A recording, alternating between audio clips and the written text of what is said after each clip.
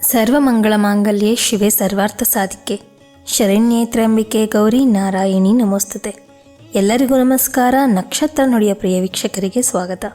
ವೃಶ್ಚಿಕ ರಾಶಿಯವರ ಜೀವನದಲ್ಲಿ ಫೆಬ್ರವರಿ ತಿಂಗಳು ಯಾವ ರೀತಿಯ ಬದಲಾವಣೆಗಳನ್ನು ತರುತ್ತದೆ? ಈ ಒಂದು ತಿಂಗಳಲ್ಲಿ ನಿಮಗೆ ಯಾವ ಅವಕಾಶಗಳು ಸಿಗುತ್ತವೆ, ಯಾವ ವಿಷಯಗಳಲ್ಲಿ ಲಾಭ ಕಂಡುಬರುತ್ತದೆ ಮತ್ತು ಯಾವ ಜಾಗದಲ್ಲಿ ಎಚ್ಚರಿಕೆಯಿಂದ ಇರಬೇಕು, ಎಲ್ಲವನ್ನು ಸಂಪೂರ್ಣವಾಗಿ ತಿಳಿದುಕೊಳ್ಳೋಣ. ಅದಕ್ಕೂ ಮುಂಚೆ ನಮ್ಮ ಚಾನಲ್ಗೆ ಯಾರೆಲ್ಲ ಸಬ್ಸ್ಕ್ರೈಬ್ ಆಗಿ ಬೆಲ್ ಐಕಾನನ್ನು ಪ್ರೆಸ್ ಮಾಡಿ. ನಾವು ಹಾಕುವಂತಹ ಎಲ್ಲ ವಿಡಿಯೋಗಳ ನೋಟಿಫಿಕೇಶನ್ ನಿಮಗೆ ದೊರೆಯುತ್ತದೆ. ಹಾಗೆ ಯಾರೆಲ್ಲ ವೃಶ್ಚಿಕ ರಾಶಿಯವರಿದ್ದಾರೆ, ನಿಮ್ಮ ರಾಶಿಗೆ ಒಂದು ಲೈಕ್ ಕೊಡಿ.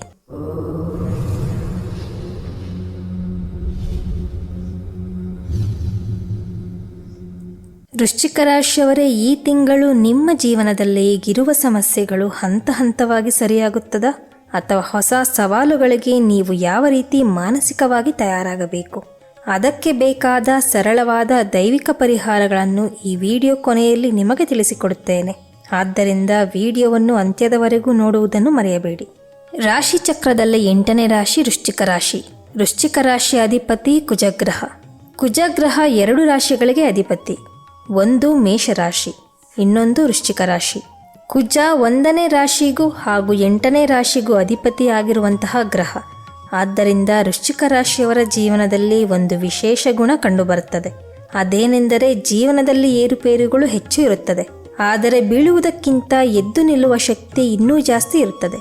ಕುಜ ಯಾವ ವಿಷಯಗಳ ಕಾರಕ ಅಂತ ನೋಡುವುದಾದರೆ ಧೈರ್ಯ, ಸಾಹಸ, ಶಕ್ತಿ, ರಕ್ತ ಸಂಬಂಧಿತ ವಿಚಾರಗಳು, ಭೂಮಿ, ಮನೆ, ವಾಹನ, ತಾಂತ್ರಿಕ ಕೆಲಸಗಳು ಮತ್ತು ಹೋರಾಟ, ಇವೆಲ್ಲದರ ಕಾರಕ ಕುಜ. ಅದಕ್ಕಾಗಿಯೇ ವೃಶ್ಚಿಕ ರಾಶಿಯವರಿಗೆ ಸವಾಲುಗಳ ನಡುವೆ ಬದುಕುವ ಅಭ್ಯಾಸ ಇರುತ್ತದೆ. ಸುಲಭವಾಗಿ ಸಿಗೋದು ನಿಮಗೆ ಇಷ್ಟವಾಗುವುದಿಲ್ಲ.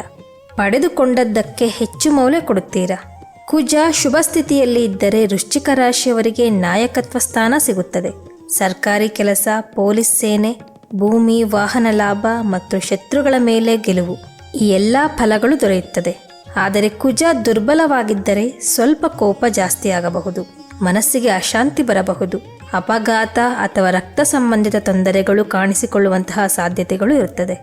ಒಂದು ಮಾತು ಖಂಡಿತ ಹೇಳಬೇಕು ವೀಕ್ಷಕರೇ, ವೃಶ್ಚಿಕ ರಾಶಿಯವರ ಜೀವನ ಸರಳವಾಗಿರುವುದಿಲ್ಲ, ಆದರೆ ಬಲಿಷ್ಠವಾಗಿರುತ್ತದೆ. ಕುಜ ನಿಮಗೆ ಹೋರಾಟ ಕೊಡುತ್ತಾನೆ, ಆದರೆ ಅದೇ ಕುಜ ನಿಮ್ಮನ್ನು ಗೆಲುವಿನ ಹಂತಕ್ಕೂ ಕರೆದೊಯ್ಯುತ್ತಾನೆ. ವೃಶ್ಚಿಕ ರಾಶಿಯವರು ಸ್ವಭಾವತಃ ಆಳವಾದ ಚಿಂತಕರು. ಯಾವುದೇ ವಿಷಯವನ್ನು ಮೇಲ್ಮೈಯಿಂದ ನೋಡದೆ ಆಳವಾಗಿ ಅರ್ಥ ಮಾಡಿಕೊಂಡು ಮಾತನಾಡುವ ಗುಣ ಇವರದ್ದು. ನ್ಯಾಯಪ್ರಿಯತೆ, ಧೈರ್ಯ ಮತ್ತು ಒತ್ತಡವನ್ನು ಸಹಿಸುವ ಶಕ್ತಿ ಇವರ ಪ್ರಮುಖ ಗುಣಗಳಾಗಿವೆ. ಈ ಫೆಬ್ರವರಿ ತಿಂಗಳಲ್ಲಿ ಹಿರಿಯರು, ಗುರುಗಳು ಅಥವಾ ತಂದೆ ಕಡೆಯಿಂದ ನಿಮಗೆ ಸಹಾಯ ಅಥವಾ ಮಾರ್ಗದರ್ಶನ ಸಿಗುವ ಸಾಧ್ಯತೆಗಳು ಹೆಚ್ಚಾಗಿರುತ್ತವೆ. ಕೆಲವು ಸಂದರ್ಭಗಳಲ್ಲಿ ಅಚಾನಕ್ ಹಣದ ಸಹಾಯವೂ ದೊರಕಬಹುದು. ಇದು ನಿಮ್ಮ ಮೇಲೆ ಇದ್ದ ಹಣಕಾಸಿನ ಒತ್ತಡವನ್ನು ಒಂದಿಷ್ಟು ಮಟ್ಟಿಗೆ ಕಡಿಮೆ ಮಾಡುವಂತಹ ಸೂಚನೆ ನೀಡುತ್ತದೆ. ಒತ್ತಡಗಳು ಇದ್ದರೂ ಕೂಡ ಅವುಗಳಿಂದ ಹೊರಬರಲು ನಿಮಗೆ ಬೇಕಾದ ಧೈರ್ಯ ಮತ್ತು ಮನೋಬಲ ಈ ತಿಂಗಳಲ್ಲಿ ನಿಮ್ಮೊಳಗೆ ಇರುತ್ತದೆ. ನೀವು ಈ ಸಮಸ್ಯೆ ಹೇಗೆ ಬಗೆಹರಿಯುತ್ತದೆ ಎಂದು ಯೋಚಿಸುವಷ್ಟರಲ್ಲಿ ಏನೋ ಒಂದು ದಾರಿ ಅಚಾನಕ್ ತೆರೆಯುವ ಸಾಧ್ಯತೆಗಳು ಇವೆ. ಸಾರ್ವಜನಿಕ ಕ್ಷೇತ್ರದಲ್ಲಿ ಇರುವವರು, ಸಂಸ್ಥೆಗಳಲ್ಲಿ ಜವಾಬ್ದಾರಿಯ ಸ್ಥಾನದಲ್ಲಿ ಇರುವವರು, ರಾಜಕೀಯ ಅಥವಾ ಸಮಾಜ ಸೇವೆಯಲ್ಲಿ ತೊಡಗಿರುವವರಿಗೆ ಮಾನ್ಯತೆ, ಗೌರವ ಮತ್ತು ಪ್ರಶಂಸೆ ಸಿಗುವ ಯೋಗವಿದೆ. ಆದರೆ ವಾಹನ ಚಾಲನೆ ಮಾಡುವಾಗ ಮತ್ತು ದಿನನಿತ್ಯದ ಕೆಲಸಗಳಲ್ಲಿ ಸ್ವಲ್ಪ ಹೆಚ್ಚುವರಿ ಎಚ್ಚರಿಕೆ ಅಗತ್ಯ. ಚಿಕ್ಕ ಅಜಾಗರೂಕತೆ ದೊಡ್ಡ ತೊಂದರೆಗೆ ಕಾರಣವಾಗಬಾರದು. ಈ ತಿಂಗಳು ವಾಹನ ಚಲಾಯಿಸುವಾಗ ಸ್ವಲ್ಪ ಎಚ್ಚರಿಕೆಯಿಂದ ಇರಿ. ಮನೆಯ ಖರ್ಚುಗಳು ಈ ತಿಂಗಳಲ್ಲಿ ಸ್ವಲ್ಪ ಹೆಚ್ಚಾಗಬಹುದು. ದುಡ್ಡು ಬರುತ್ತಿದ್ದರೂ ಉಳಿಸಿಕೊಳ್ಳುವುದು ಕಷ್ಟ ಅನಿಸುವಂತಹ ಸಂದರ್ಭಗಳು ಬರುತ್ತವೆ. ಆದ್ದರಿಂದ ಹಣದ ಬಳಕೆಯಲ್ಲಿ ಅಂಕುಶ ಇಡುವುದು ಬಹಳ ಮುಖ್ಯ. ವ್ಯಾಪಾರ ಅಥವಾ ಕೆಲಸದ ವಿಷಯದಲ್ಲಿ ಯಾರನ್ನು ತಕ್ಷಣ ನಂಬುವ ಮೊದಲು ಒಮ್ಮೆ ಯೋಚಿಸಿ ಮುಂದೆ ಹೆಜ್ಜೆ ಇಡಿ. ಹಣಕಾಸಿನ ವ್ಯವಹಾರ, ಸಹಿ ಹಾಕುವಂತಹ ವ್ಯವಹಾರಗಳು, ಲೆಕ್ಕಪತ್ರಗಳು, ಮಧ್ಯಸ್ಥಿಕೆ, ಈ ಎಲ್ಲ ವಿಚಾರಗಳಲ್ಲಿ ವಿಶೇಷ ಜಾಗರೂಕತೆ ಅಗತ್ಯ. ಪತಿ ಪತ್ನಿಯರ ನಡುವೆ ಹೊಂದಾಣಿಕೆ ಕಂಡುಬರುತ್ತದೆ ಹಾಗೂ ಪ್ರೇಮಿಗಳಲ್ಲಿ ಚಿಕ್ಕ ಮಟ್ಟದ ಭಿನ್ನಾಭಿಪ್ರಾಯಗಳಿದ್ದರೂ ಅವು ಶೀಘ್ರದಲ್ಲೇ ಸರಿಯಾಗುವಂತಹ ಸಾಧ್ಯತೆಗಳಿವೆ. ಇನ್ನು ವೃಶ್ಚಿಕ ರಾಶಿಯ ವಿದ್ಯಾರ್ಥಿಗಳೇ, ಭವಿಷ್ಯವನ್ನೇ ರೂಪಿಸುವಂತಹ ಮಹತ್ತರವಾದ ತಿಂಗಳು ಇದು. ವೃಶ್ಚಿಕ ರಾಶಿಯ ವಿದ್ಯಾರ್ಥಿಗಳು ಸಾಮಾನ್ಯ ವಿದ್ಯಾರ್ಥಿಗಳಂತೆ ಅಲ್ಲ. ನಿಮಗೆ ಬುದ್ಧಿ ಇದೆ, ಗ್ರಹಿಕೆ ಶಕ್ತಿ ಇದೆ. ಆದರೆ ಸಮಸ್ಯೆ ಏನೆಂದರೆ ಒಂದು ವಿಷಯದ ಮೇಲೆ ಗಮನ ಕೊಟ್ಟರೆ ತುಂಬ ಆಳವಾಗಿ ಹೋಗುತ್ತೀರಾ. ಇಷ್ಟ ಇಲ್ಲದ ವಿಷಯ ಬಂದರೆ ಸಂಪೂರ್ಣ ದೂರ ಇರ್ತೀರಾ. ಈ ಫೆಬ್ರವರಿ ತಿಂಗಳಲ್ಲಿ ವಿದ್ಯಾರ್ಥಿಗಳಿಗೆ ಸ್ವಲ್ಪ ಮನಸ್ಸಿನ ಗೊಂದಲ ಕಾಣಿಸಿಕೊಳ್ಳಬಹುದು. ಓದಬೇಕು ಅಂತ ಗೊತ್ತಿರುತ್ತದೆ, ಆದರೆ ಮನಸ್ಸು ಓದಿನ ಕಡೆ ನಿಲ್ಲುವುದಿಲ್ಲ ಅನ್ನುವ ಅನುಭವ ಕೆಲವರಿಗೆ ಕಾಡಬಹುದು. ವಿಶೇಷವಾಗಿ ಮೊಬೈಲ್, ಸೋಷಿಯಲ್ ಮೀಡಿಯಾ ಅಥವಾ ಬೇರೆ ಬೇರೆ ಯೋಚನೆಗಳು ಓದಿನ ಮಧ್ಯೆ ಡಿಸ್ಟರ್ಬ್ ಮಾಡಬಹುದು. ಆದರೆ ವೀಕ್ಷಕರೇ, ಇದು ನಿಮ್ಮ ಸೋಲು ಅಲ್ಲ, ಇದು ನಿಮ್ಮ ಪರೀಕ್ಷೆಯ ಕಾಲ. ಏಕಾಗ್ರತೆಯಿಂದ ಓದಿದರೆ ಯಶಸ್ಸು ಖಂಡಿತವಾಗಿಯೂ ನಿಮ್ಮದಾಗುತ್ತದೆ. ಪರೀಕ್ಷೆಗಳಲ್ಲಿ ಉತ್ತಮ ಅಂಕಗಳನ್ನು ಸಹ ಪಡೆದುಕೊಳ್ಳುತ್ತೀರಿ. ವೃಶ್ಚಿಕ ರಾಶಿಯ ವಿದ್ಯಾರ್ಥಿಗಳು ಈ ತಿಂಗಳಲ್ಲಿ ಕೆಳಗಿನ ವಿಚಾರಗಳಲ್ಲಿ ಸ್ವಲ್ಪ ಎಚ್ಚರಿಕೆ ಬೇಕು. ಓದನ್ನು ಮುಂದೂಡುವ ಅಭ್ಯಾಸ, ರಾತ್ರಿ ಜಾಗರಣೆ, ಮೊಬೈಲ್ ಬಳಕೆ ಹಾಗೂ ನೆಗೆಟಿವ್ ಹೋಲಿಕೆಗಳು.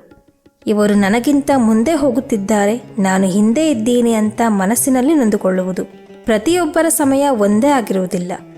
ನಿಮ್ಮ ಸಮಯ ನಿಮ್ಮತ್ತ ಬರುತ್ತದೆ. ಅಲ್ಲಿಯವರೆಗೂ ನೀವು ಕಾಯಬೇಕು ಅಷ್ಟೇ. ಇನ್ನು ಉದ್ಯೋಗದಲ್ಲಿ ಕೆಲವರಿಗೆ ಒತ್ತಡ ಹೆಚ್ಚಾಗಬಹುದು.